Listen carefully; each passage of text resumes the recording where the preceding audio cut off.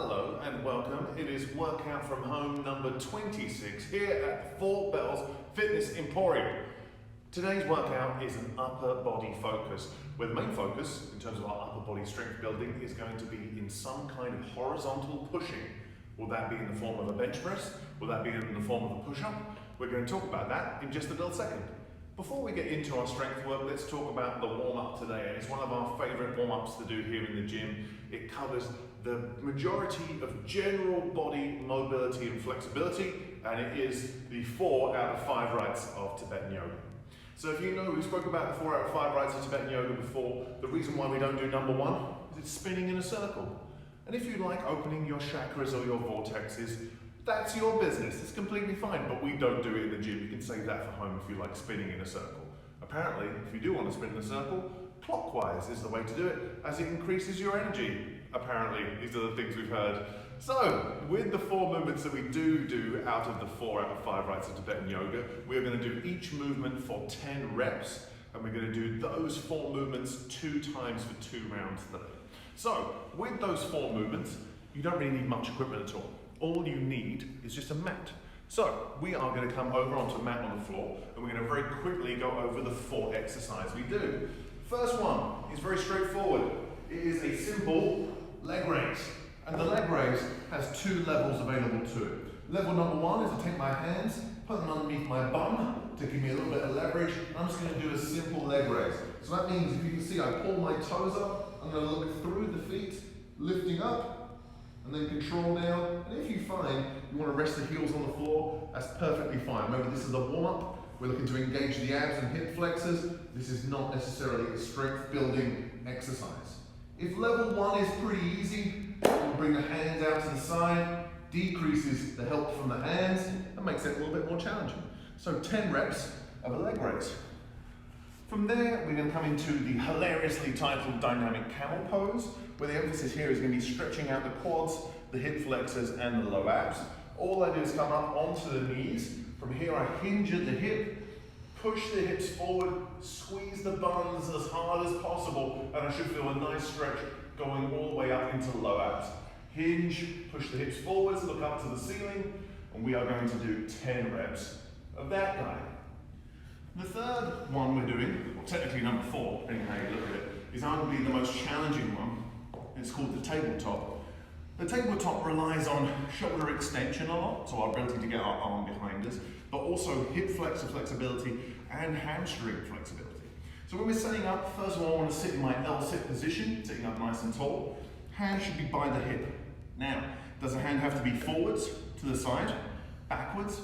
Play around with what feels best for you and your shoulders. Either way, I'm going to press into the ground so the bum does not touch the floor. I come up into a tabletop position. So ideally from here, should be about 90 degrees with the knee, 90 degrees with the shoulder. I come back down, bum does not touch the floor, and I come up into the next rep. So you might find shoulders are the deciding factor, hips might be the deciding factor, hamstring might be the deciding factor in terms of how good your tabletop looks. Last but not least, the pump. Hilarious name, fantastic exercise. Where essentially what we're doing is a downward facing dog to up dog position. I'm going to start in my downward facing dog. So hands below the shoulders, excuse me, knees below the hips. Driving those hips up, I'm trying to get the heels down, stretch out the hamstring and the calf, trying to open the shoulders, get the head towards the toes. From here, we bring the hips to the floor, arching up to the ceiling. So from the hips down to hips back up, that's 1 rep. And don't forget, we are doing each exercise for 10 reps each, and we are going through those 4 movements 2 times. That's the warm-up. A workout from home number 26, the strength piece, is a focus on upper body pushing. So we are looking at, I wouldn't say a crazy high volume day, we're not doing sets of 20, but we are looking at sets of 10, or when it comes to row, sets of 8. So a fairly high amount of volume, which means we are looking towards more of a hypertrophy or a muscle building workout today. So when we get into our strength work, we are going to get into 5 sets. Each set is 3 minutes long. Within that 3-minute window, we are doing a superset of some kind of horizontal pushing, which we'll talk about in a second. and then some kind of horizontal pulling with a single arm or unilateral focus. When we're looking at our pushing today, we're going to be doing either bench press, if you have a bench press available, if you have a bench and a bar, you can bench press, or it will be some kind of push-up variation. As you can see, whether it's bench press or push-up, we are going to do 10 reps today. So what I should be thinking about is, of course, if I have a bar, can I add weight and get progressively heavier as those 5 sets go on? Particularly if I've bench pressed before, I should have an idea of what I've done for 10 reps and then trying to either match that or beat it. From there, when it comes to push-ups, depending on where you are with your push-up journey, it could be just working on regular push-ups. If 10 is too many, of course, bring the volume down a little bit and play around with it. But if regular push-ups are super easy for you, now do I move into diamond push-ups? Am I looking at elevating one leg? Am I looking at even one arm push-ups and doing 5 per side? So of course, think about what you want to do and what you want to get out of the strength piece. And if you're not sure what to do, send us a message and we will help you. When it comes to the one arm row variation today, we're going to get into that in just a second, but really what I want to be thinking is, do I have rings available or a TRX? That would be perfect. And if I don't, we're going to talk about how to do it with a single arm variation with a box and a dumbbell. All right, so when it comes to bench pressing, first things first, I need a bench, I need a bar. It's pretty clear. So I need to think about how I'm going to do my setup. So the setup for the bench press is really dependent on what is the goal. Am I a power lifter? Am I a generalist? What is the aim of the game? So if you're a generalist, we don't need to be as intense about the setup as you would be if you were doing maximal loading. And of course, if we were doing sets of 10, we're not going to be super high, close to our 1 rep max percentages. So of course, we still need to make sure we're thinking about leg drive, abdominal tightness, a good setup position for the upper back, and of course, picking the optimal hand position that's good for your shoulder health.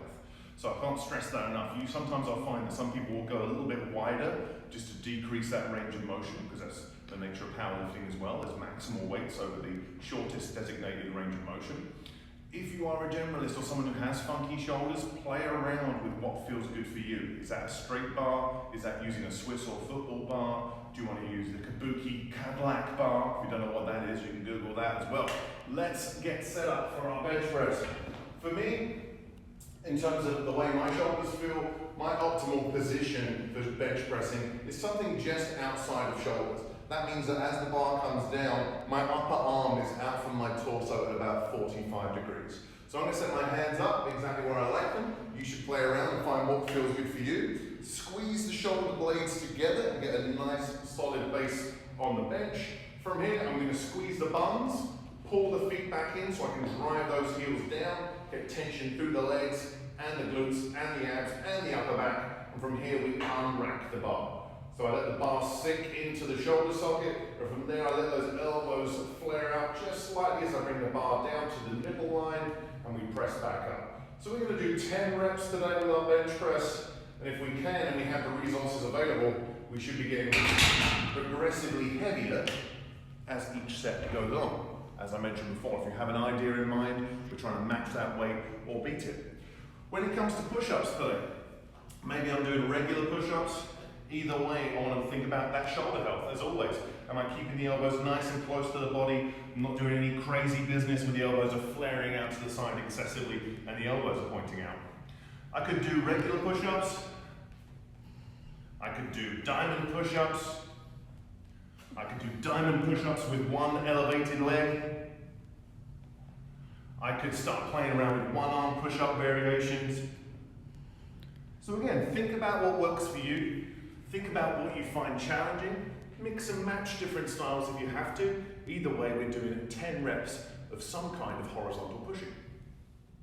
So if we're doing the one arm rows today, we are doing our one arm rows for 8 reps on each side. In an ideal world, we would have rings or a TRX to use to do our rows with, because what I want to think about today is not only single arm pulling and strength, but also an anti-rotational component. Can I keep my abs and hips and everything tight as I do my rows? So if I'm doing a ring row with a single arm, it's not that different to you doing it with 2 arms, but as I mentioned, there's going to be things that want to move around. So if I set up for my ring row, first thing first, I need to make sure that this strap is in line with my arm. I don't want to be in the middle where it can start to pull me around a little bit, or I want to be straight down from the arm that I'm pulling from. From here, I'm going to sit up for my row, and I'm going to lean back. What I'm trying to avoid as I do my one-arm row is letting anything rotate or in or out as I do my row. I like to have my hand on my chest so I can kind of see my elbow in my periphery, and that lets me know that my elbow is not moving around and nothing strange is happening as I'm doing my rows. So again, as I come down, I don't want to let the elbow sag and rotate. As I pull, I'm not trying to turn in towards the ring, keeping the shoulders square, abs tight, glutes tight in a nice straight line as I do my ring rows. Of course, if you can, depending on what your setup is like at home, if you can move the feet forwards, make it more challenging, or if you've got your feet against the door with your TRX, just lengthen those straps so you can get closer to the floor. If you don't have those available, we can still do a one-arm row today, but of course, I don't have that anti-rotational component. So what I can do is just still do 8 reps, hand on the bench, nice neutral spine, drive the elbows back, looking to improve that one-arm pulling strength. And that is our one-arm rows. With our conditioning piece today, we have 4 rounds of 1, 2, 3 1-minute stations. So the idea is we have these 3 1-minute stations, and we're going to rotate from one to the next, and go around those 3 for 4 times. So that would be a 12-minute long conditioning piece today. In our first minute, we are doing some kind of aerobic work. So it really depends on what you have available. So that could mean, before your workout starts, going for a little jog up and down your street so you've got an idea of how long it takes you to maybe run, how far you can go, maybe in 30 seconds, and turn around and come back for 30 seconds. If that's not viable, but you have a rowing machine or a ski erg or some kind of exercise bike, you could do a minute on those. Ideally, if you're on a machine that shows metrics, we're trying to keep a consistent pace throughout. And if none of that is available to you, maybe you're in the highest tower of a condo building, then it could be jumping jacks or a similar movement to that. So pick which one of those works best for you, depending on what your given situation is. And of course, if you've got time, try and spend a little time planning how this could work in your conditioning piece. When we come into our second minute, we are going to do plank rows. So in an ideal world, we have a matching pair of challenging dumbbells, where we're in a plank position doing some rows. We're going to go over that in a second. But also think about it, if I don't have 2 dumbbells, what could I use? And I'll give you a few examples in just a second. Last but not least, our third minute is more what I would consider to be the active recovery part of the workout.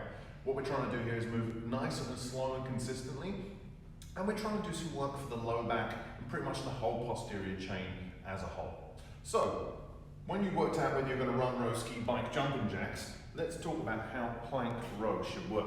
So plank row, the key is in the title. I'm going to be in a plank position, and I'm going to do some alternating rows, going from one arm to the other. If I have a matching pair of dumbbells, this is wonderful. I set the dumbbells up, so they should be shoulder width, straight down from the shoulder. From here, I want a nice wide base, because I know as I row, the tendency is going to be for me to rotate around. So I'm trying to resist rotation, brace the abs as I drive the elbow back, doing my plank rows. So if you think to yourself, well, that's great, but I haven't got 2 matching dumbbells, I've only got 1. Well, you could use, if you have a kettlebell at home, this could be your handle, you put your hand on. If you have like a stack of books, a small box, a stair, something that could work. The reason why I say that is if you are doing it with just 1 dumbbell and you have your hand on the floor, the dumbbell's always going to smash into the floor. So if you've only got 1 dumbbell, we need to elevate you up slightly. The kettlebell is going to be more challenging because it's got a little tiny base, and that base is going to want to move around a little bit. So if you've got a kettlebell, it can be a fun little stability challenge too. From here, into my base, and I could do 30 seconds with 1 arm, and then when that 30 seconds is up, of course, slowly move over and get ready for the next 30 seconds. When it comes to Superman holds, we've done these before, Superman lifts. We have done Superman holds before for time as an isometric piece. Here we're going to do it as reps. And as I said, we're looking to contract, but it's really about an active recovery piece. We're looking to move consistently, but we're not trying to do anything too taxing.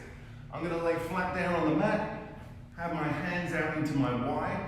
As much as Superman is normally like this, I like to do some work for the low traps at the same time. I'm going to bring my thumbs up, Raise up, pause for a second, relax down. Raise up, pause for a second, and relax down. So, we've got a minute of some kind of aerobic work, run, row, bike, ski, jumping jacks. From there, we've got a minute of alternating plank rows, and then a minute of Superman raises. That's our conditioning piece today. Today's extra sauce is Tabata hollow holds. So the Tabata interval, invented by Professor Izumi Tabata, was originally intended to increase aerobic capacity in sprint cyclists, but it can also be used for muscular endurance, short sweep workouts, can be used for isometric holds. It's a very multifaceted interval system. So of course, if you want to increase aerobic capacity, that's another conversation for another day. But what we are going to do today is use a Tabata intervals, oh my goodness. We're going to use that to help us with our hollow holds today. So if you remember, workout number 25, we did a hollow hold timed testing, and you had 3 levels to choose from. Level number 1 was knees bent, reaching forward with the arms. Level number 2 was both legs. And level number 3 was legs straight with the arms overhead. So whichever level you tested, that is the level that you should be using today in our finisher, our little extra sauce at the end. If you remember, a Tabata interval is 20 seconds of work. That's when I'll be holding my hollow hold. I'm then going to rest, completely rest, no sneaky rest. Rest completely for 10 seconds. We're going to do that 20 seconds on, 10 seconds off, 8 times for 4 total minutes. The idea is during that 20 seconds, we do not break the hold. Don't go up a level, don't go down a level, stay at the level you tested. Extra sauce.